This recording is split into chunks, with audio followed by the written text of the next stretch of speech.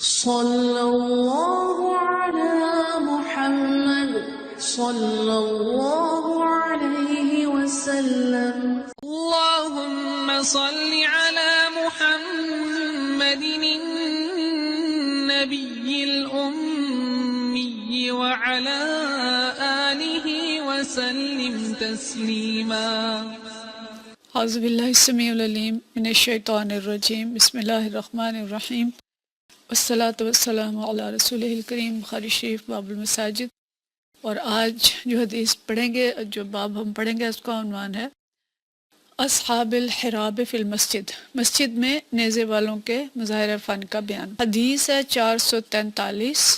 اور یہ حدیث جو ہے حضرت عروہ بن زبیر رضی اللہ تعالیٰ عنہ سے ہے. فرماتے ہیں ان عائشہ قالت، کہ حضرت عائشہ رضی اللہ تعالیٰ عنہ نے فرمایا لقد رأیت رسول اللہ صلی اللہ علیہ وسلم، میں نے رسول اللہ صلی اللہ علیہ وسلم کو دیکھا یومن علی باب حجرتی، ایک دن اپنے حجرے کے دروازے پر، والحبشۃ یلعبون فی المسجد، اور حبشی جو ہیں وہ مسجد میں کھیل کا مظاہرہ کر رہے تھے.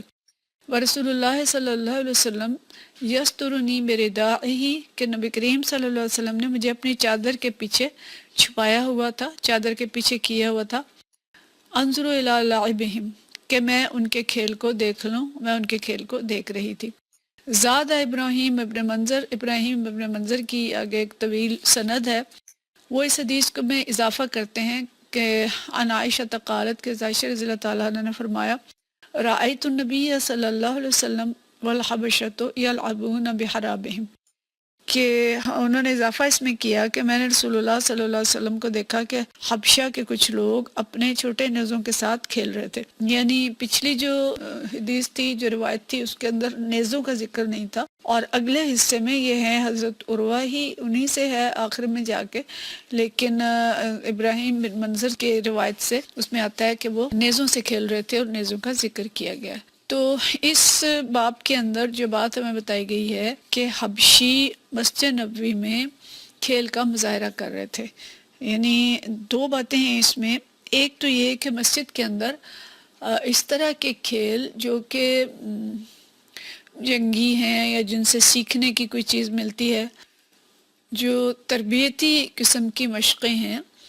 وہ ہو سکتی ہیں. جواز تو یہ لائے ہیں، جیسے پیچھے بہت سی چیزیں لائے کہ مسجد میں یہ کام بھی ہو سکتا ہے، یہ بھی ہو سکتا ہے، تو اس میں یہ لائے ہیں کہ مسجد کے اندر اس طرح کے جو کھیل ہیں وہ کھیلے جا سکتے ہیں. حبشی لوگ جو تھے وہ مسجد میں ایسے کھیل رہے تھے، ایک شخص دوسرے کی طرف نیزہ پھینکتا تھا اور وہ اپنے آپ کو دوسرا اس سے بچانے کی کوشش کرتا تھا. یعنی جیسے ایک جو ہے وہ دوسرے کے اوپر نیزے سے حملہ کر رہا ہے اور دوسرا اس سے اپنے آپ کو بچا رہا ہے. تو مقصد کیا ہے کہ اگر اس طرح کا کوئی موقع پیش آ جائے تو ایک مشق تھی، جیسے ہمارے ہاں جنگی مشقیں ہوتی ہیں، ہمارے فوج جو ہے وہ مشق کرتی ہے امن کے دنوں میں. ہم چونکہ یہاں کھاریاں فوج کے علاقے میں رہتے ہیں تو یہاں سے قافلے نکلتے ہیں، کھیتوں میں یہ لوگ جاتے ہیں جن دنوں میں کوئی فصلیں نہیں ہوتی، جنگل ہے قریب، یہاں جنگل میں جاتے ہیں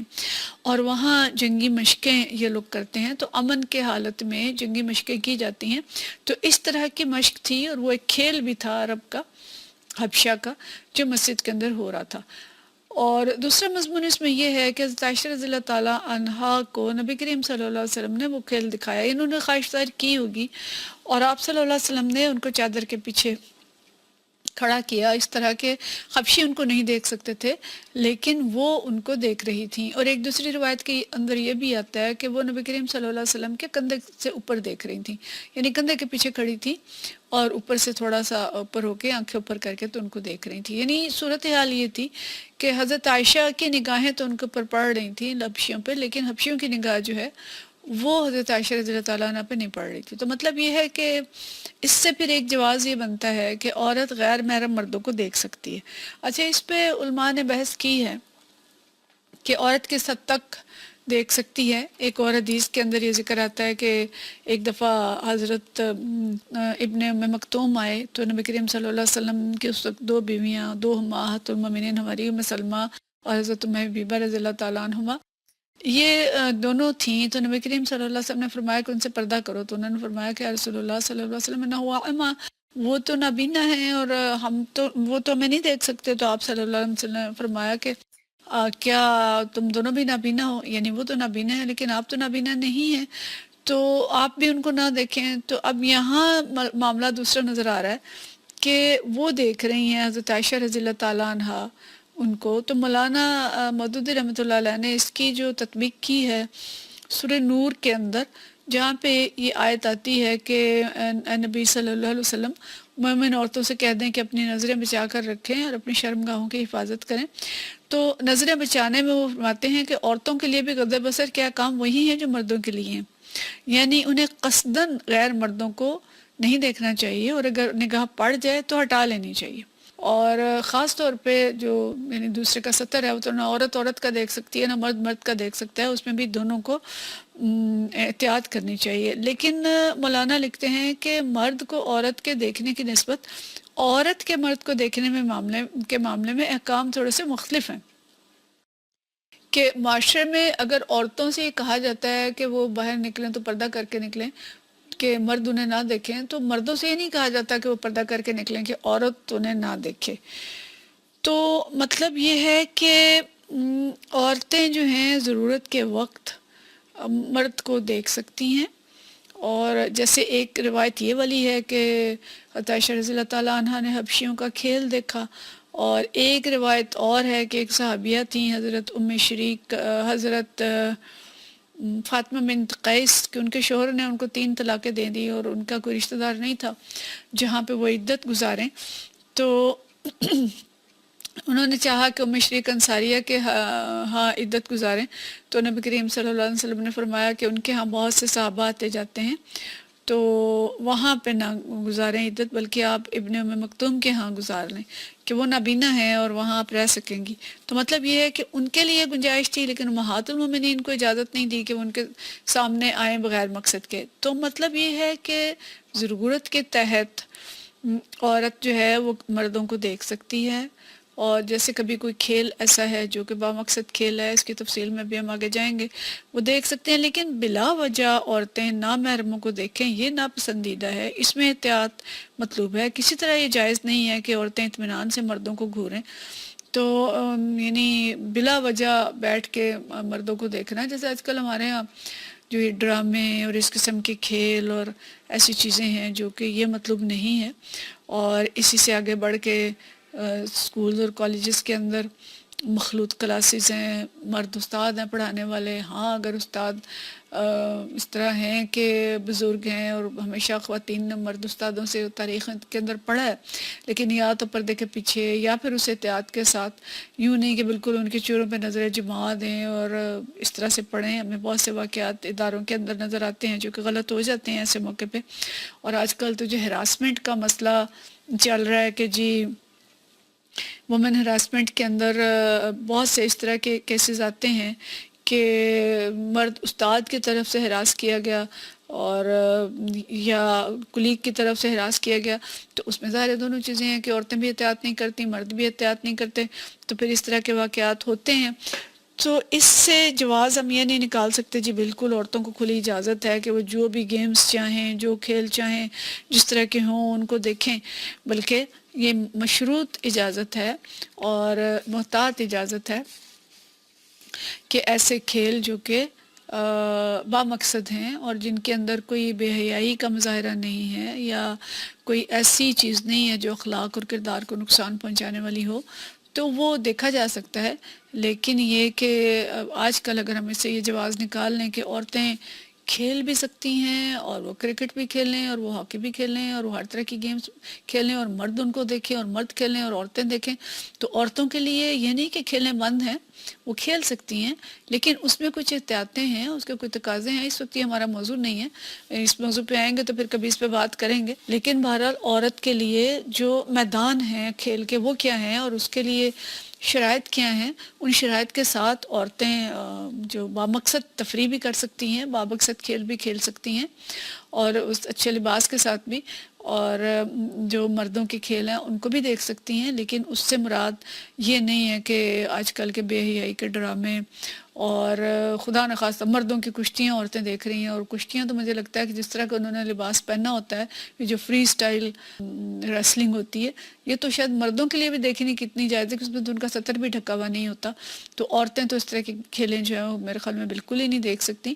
تو اس لیے یہ احتیاط ہمیں چاہیے، ہم کسی حدیث سے ایسا جواز نہیں نکال سکتے جو کہ اس کے معنی نہ ہو۔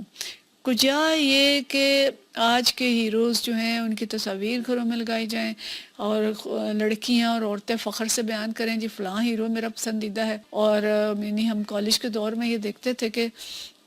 اور اب تو یہ چیز زیادہ بڑھ گئی ہوگی، وہ تو 70s 80s کی بات ہے کہ تصاویر کمروں میں لگائی ہوتی تھیں، الماریوں میں لگائی ہوتی تھیں، بکس کے اوپر لگائی ہوتی تھی کہ یہ ہیروز ہیں، ہمارے کرکٹ کے ہیروز ہیں اور اس کے ہیرو ہیں، فلمی ہیرو ہیں۔ تو اس قسم کا کوئی جواز جو ہے وہ ان حدیث سے نہیں بنتا، بلکہ بامقصد ایسے کھیل جن سے کوئی تربیت مقصود ہے اور جن کے اندر کوئی بے حیائی نہیں ہے وہ دیکھے جا سکتے ہیں۔ اور پھر اسی سے میں یہ معلوم ہوتا ہے کہ مسجد میں ایسی مشقیں کرنا جن سے جنگی صلاحیتیں بیدار ہوں، جو دشمن کے مقابلے کے وقت کام آئیں، وہ جائز ہے۔ اور مسجد چونکہ اجتماعی کاموں کے لیے بنائی گئی ہے، اس لیے وہ تمام کام جس سے دین کی اور مسلمانوں کی منفعتیں وابستہ ہیں ان کو مسجد میں کیا جا سکتا ہے، لیکن اب کچھ علماء سے اختلاف کرتے ہیں کہ اب مساجد کے اندر یہ چیزیں جو ہیں یہ اجازت نہیں ہے ان کی، لیکن ہم دیکھتے ہیں کہ حدیث میں بہرحال اس کا جواز موجود ہے۔ اور ایک اور چیز جو میں پتہ چلتی ہے کہ نبی کریم صلی اللہ علیہ وسلم نے ازواج مطہرات کے ساتھ کتنا بہترین سلوک کیا، کتنی اچھی معاشرت رکھتے تھے، ان کی دلجوئی فرماتے تھے، ان کو کبھی ہمیں پتہ چلتا ہے کہ عائشہ رضی اللہ تعالیٰ عنہ کے ساتھ دوڑ بھی لگائی ہے، چھوٹا موٹا ہنسی مذاق بھی کرتے تھے اور دلجوئی ان کی فرماتے تھے۔ اس میں بھی اس حدیث ایک دوسری جگہ پہ جو آئی ہے کہ جب تک عائشہ رضی اللہ تعالیٰ عنہ دیکھتی رہیں آپ صلی اللہ علیہ وسلم کھڑے رہے، اور جب وہ خود اس سے ہٹی ہیں تو پھر آپ صلی اللہ علیہ وسلم پیچھے ہٹتے ہیں۔ اور عائشہ رضی اللہ تعالیٰ عنہ کا جو مقام اور مرتبہ تھا اور نبی کریم صلی اللہ علیہ وسلم کے نزدیک ان کا جو مقام تھا، اس کی بھی اس حدیث سے ہمیں پتہ چلتا ہے، روشنی پڑتی ہے اس پہ۔ تو گویا ایک بہت بڑا ثبوت ہے کہ نبی کریم صلی اللہ علیہ وسلم کے نزدیک امہات المومنین کی کتنی قدردانی تھی، اور انڈائریکٹلی اگر ہم دیکھیں تو عورت کے لیے کتنا اچھا مقام نبی کریم صلی اللہ علیہ وسلم کے دل میں تھا اور کتنی قدردانی فرماتے تھے۔ اور آج کی عورتیں جو اپنے حقوق کے لیے نکلی ہیں نعرے لے کے، تو یہ سارے حقوق عزت، قدردانی، دلجوئی، محبت، اظہار محبت، اور یہ ہم دیکھیں کہ بیوی کی حیثیت سے بہترین مقام اور اس کو ہر طرح کے تکلیف سے بچانا اور اس کی خواہشات کا خیال رکھنا، اس کی ضروریات کا خیال رکھنا، یہ ساری چیزیں ہمیں نبی کریم صلی اللہ علیہ وسلم کے اس چھوٹے سے ایک سلوک سے پتہ چل رہی ہیں۔ اور اگر ہم پوری سیرت کا مطالعہ کریں تو پھر ہمیں پتہ چلتا ہے کہ عورتوں کے لیے اسلام جو ہے وہ کتنا بڑا پیغام لے کے آیا، اور وہ سارے حقوق آج سے 1400 سال پہلے دیے جس کے لیے آج کی عورت سڑکوں پہ ماری ماری پھر رہی ہے اور اس سے کچھ آگے بڑھ کے مردانہ حقوق کا مطالبہ کر رہی ہے۔ تو یہ مطلوب نہیں ہے، بلکہ عورت کو عورت ہونے کی حیثیت سے عزت اور قدر دی گئی، اس کو مرد بنا کے عزت نہیں دی گئی، بلکہ اس کی اسی حیثیت میں جس میں اللہ تعالیٰ نے اسے پیدا کیا تھا، اسی میں اس کو وہ مقام دیا گیا جو اس کا حق تھا اور جس کے لیے آج کی عورت جد و جہد کر رہی ہے۔ وآخر دعوانا ان الحمدللہ رب العالمین۔ صلی اللہ علی محمد صلی اللہ علیہ وسلم۔